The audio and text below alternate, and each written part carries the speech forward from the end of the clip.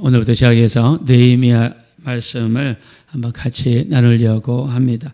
자, 느헤미야는 마지막 3차 귀환 때, 바빌론에서 예루살렘으로 돌아오는 3차 귀환 때 하나님께 쓰임 받았던 그런 주의 종입니다.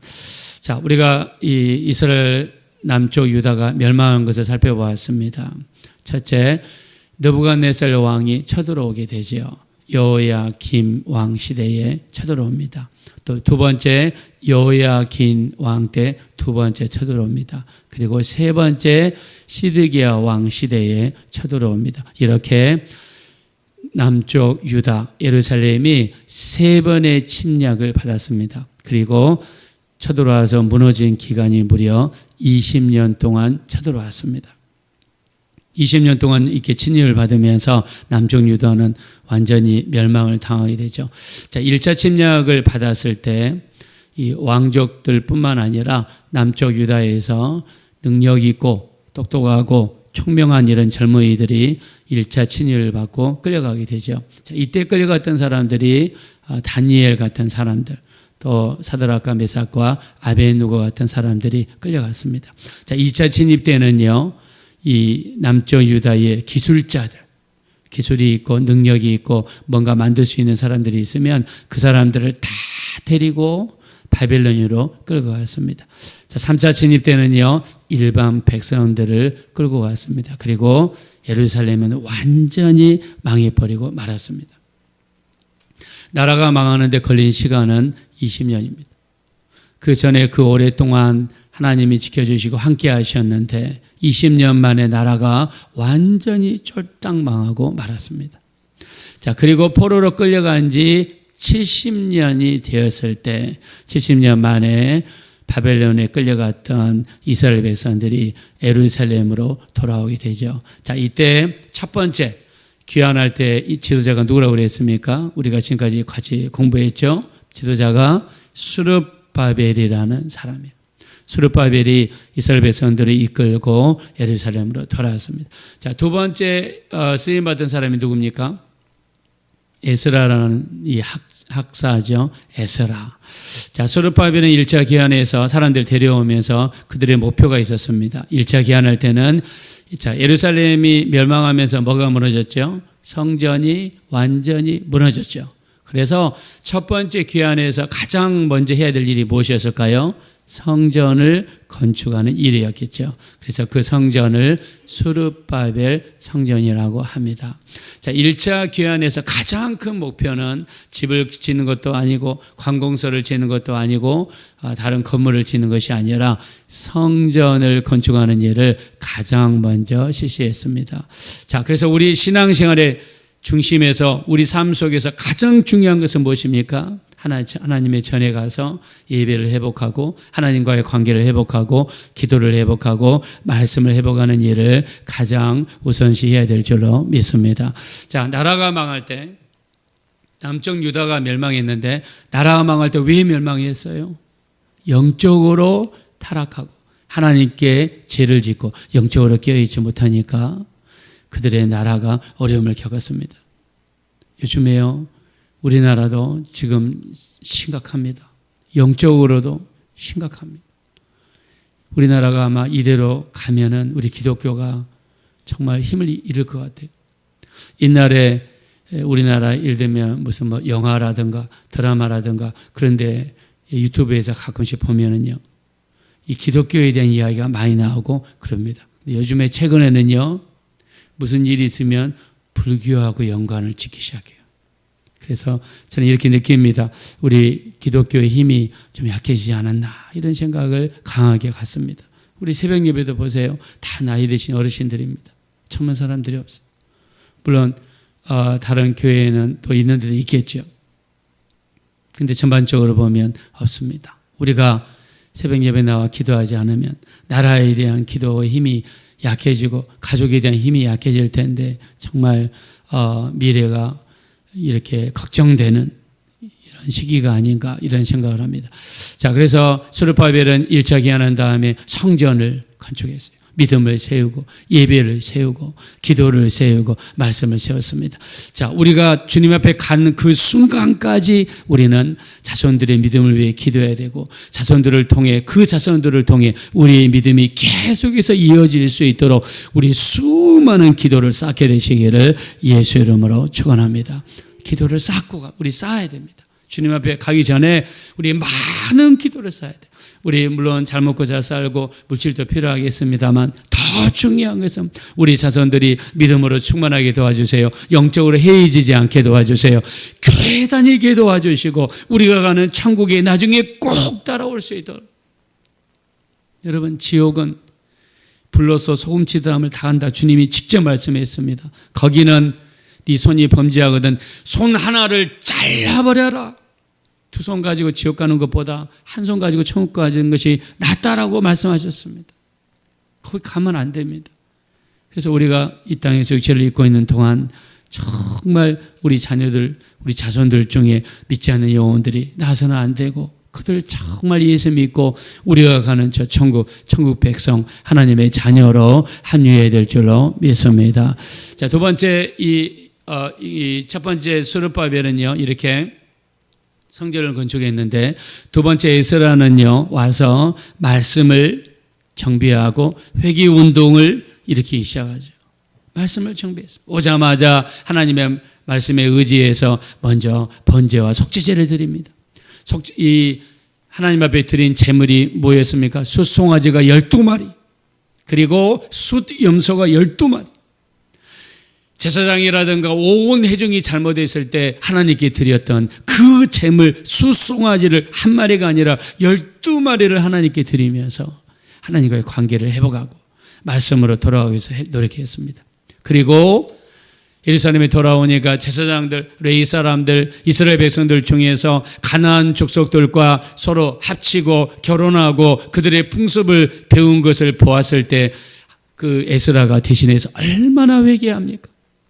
그리고 눈물을 머금고 어제 우리가 말씀을 나눴던 것처럼 아내를 돌려보내고 자식들을 돌려보냅니다. 제가 이거를 살을 내는 듯한 회개라고 그래요.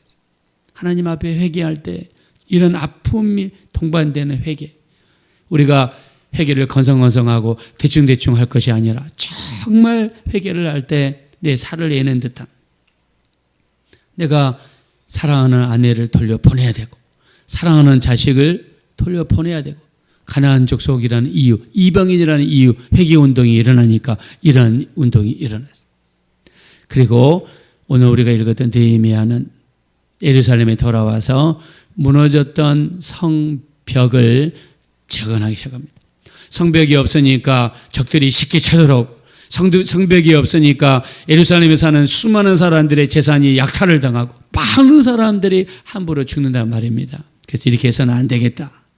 예루살렘 성 주변으로 성벽을 만들어서 적들로부터 보호하는 일을 해야 되겠다. 이 사명을 가지고 느헤미야는 예루살렘에 돌아오게 됩니다. 자, 근데 한 가지 우리가 이 포로기한 말씀을 나누면 느꼈던 게 있습니다. 수르바벨은요, 이 왕실에서 굉장히 인정받는 행정관입니다. 요즘으로 치면 도지사예요. 에스라도 학사입니다. 학사는 왕의 명령을 기록하고 법을 연구하고 법을 정비하는 왕 바로 옆에서 이런 일을 하는 사람이에요. 느헤미야는 어떤 사람인가? 자, 우리 한번 11절을 한번 보실까요? 밑으로 쭉 내려가시면 11절입니다. 다 같이 한번 11절 한번 읽겠습니다. 시작. 주여 구하오니 귀를 기울이사 종의 기도와 주의 이름을 경외하기를 기뻐하는 종들의 기도를 들으시고 오늘 종이 형통하여 이 사람 앞에서 은혜를 입게 하옵소서 하였나니 그때 내가 왕의 술관원이 되었느니라. 아멘. 느헤미야의 직책은 뭐냐면 왕의 비서관입니다. 왕 옆에서 술 맡은 관원이라고 그랬어요. 자, 우리나라도 이런 관원이 있었죠. 이 왕이 밥을 먹기 전에 먼저 옆에서 그 제조상공인가 하는 그 여자분이 숟가락을 먼저 은숟가락을 국에도 넣어보고 밥에도 넣어보고 독이 있는지 없는지 살펴보고 먼저 먹어보잖아요. 그리고 아무런 이상이 없으면 왕이 음식에 숟가락을 댑니다. 자, 이것처럼 이 느헤미야는요, 왕 옆에서 왕이 술을 드시기 전에 먼저 맛을 보는 거예요. 그 독이 들어있는지 안 들어있는지. 자, 이런 일을 하는 사람이 느헤미야다. 자, 그래서 우리가 2장에 가면은요, 이 아닥사스다 왕이 느헤미야의 얼굴빛만 봐도 걱정이 오늘 있는지 문제가 있는지를 알아봤다고 그랬어요. 이 말은 무슨 말입니까? 날마다 왕 옆에서 왕과 대면하고 왕과 이야기를 나누고 왕과 친하고 왕 가까이에 있는 실력가요 능력이 있는 사람이 있다는 거예요. 근데 느헤미야는 바벨론의 포로로 끌려온 이 식민지 사람이죠. 종 집안입니다. 그리고 이 나라가 물론 페르시아로 바뀌었지만 페르시아에서 이렇게 높은 고위 행정관급, 요즘으로 치면 청와대 비서실에서 일하는 수석 비서관입니다. 굉장히 높은 지위에 올라간 거죠. 어떻게 보면 느헤미야는 굉장히 능력이 많은 사람이고 탁월하고 뛰어난 사람이에요. 근데 어떻게 표현했습니까? 하나님께서 나를 형통하게 하셔서 이렇게 올라갔다 이야기했어요. 자, 이 스룹바벨이나 에스라나 느헤미야 같은 사람은 세상 나라에 있지만 세상 나라에서도 최선을 다하여 높은 지위까지 올라갔던 사람입니다. 그렇다고 해서 그 높은 지위에 올라갔을 때 거기에서 호의호식하고 거기서 먹고 즐기고 세상적으로 살았느냐? 아닙니다.